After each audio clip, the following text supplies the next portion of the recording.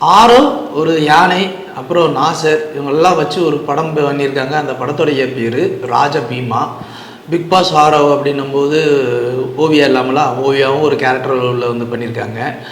இந்த படம் ஆஹா ஓஹோ அப்படின்லாம் சொல்கிற அளவுக்கு இதில் ஒன்றுமே கிடையாது. காரணம் என்ன அப்படின்னு பார்த்தீங்கன்னா, நம்ம ஒரு ரொம்ப வருஷத்துக்கு ஒரு 10 வருஷத்துக்கு முன்னாடி சொல்லி கும்கி வீரன் அப்படின்னு சொல்லி ஒரு படம் வந்து இந்த ஒரு பேர் என்ன டோனிஜாவோடைய ஒரு படம். அதாவது அவர் யானையை ரொம்ப பாசமாக வளர்ப்பார்.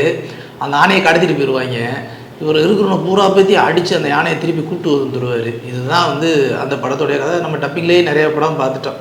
சரி, அதை பார்த்து முடிச்சாச்சுல்ல அப்படின்னு சொல்லி நம்ம விட்டாச்சுன்னா, அதுக்கப்புறம் வந்து இந்த ஜாக்கி ஷெராஃபோட பையன் டைகர் ஷெராஃப்னு ஒரு தளத்தை சுற்றி திரிவாப்புல தெரியுமா?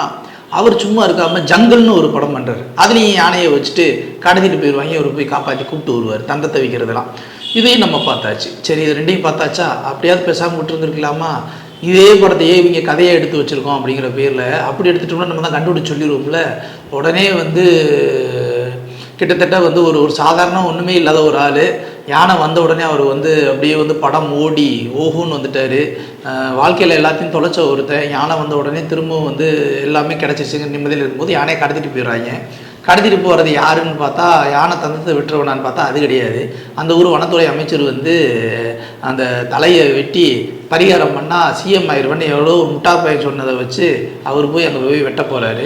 கடைசியில் இந்த முட்டா பையனை அழிக்கிறாரா இல்லை அங்கே அழிக்கிறாரா அப்படிங்கிற ஒரு கதை. இதில் யோகி பாபுவோட காமெடின்னு ஒரு பேரில் வச்சு கொலையாக கொண்டிருப்பாங்க. அதெல்லாம் அடுத்த ஒரு விஷயம். யோகியாவை வச்சு நம்மளை வந்து செய்கிறோங்கிற பேரில் என்னென்னமோ செஞ்சு நம்மளை வந்து இன்னும் ஒரு வெறுப்பேற்ற வச்சுருப்பாங்க.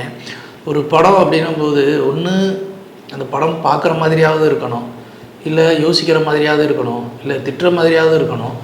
எந்த ஒரு ரசனையுமே இல்லாமல் ஒரு படத்தை எடுத்து வச்சா நம்ம அதை பற்றி என்ன பேசுகிறது? அப்படி ஒரு படம் தான் இந்த ராஜபீமா.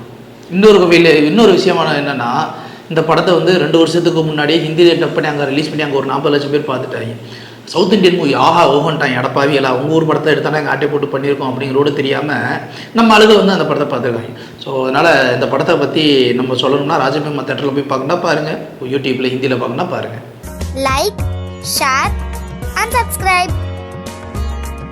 சப்ஸ்கிரைப் பண்ணாதவங்க இப்போவே சப்ஸ்கிரைப் பண்ணிடுங்க. எங்களோட அப்டேட்ஸ் உங்களுக்கு வரணும்னா பெல் பட்டனை ப்ரெஸ் பண்ணுங்கள்.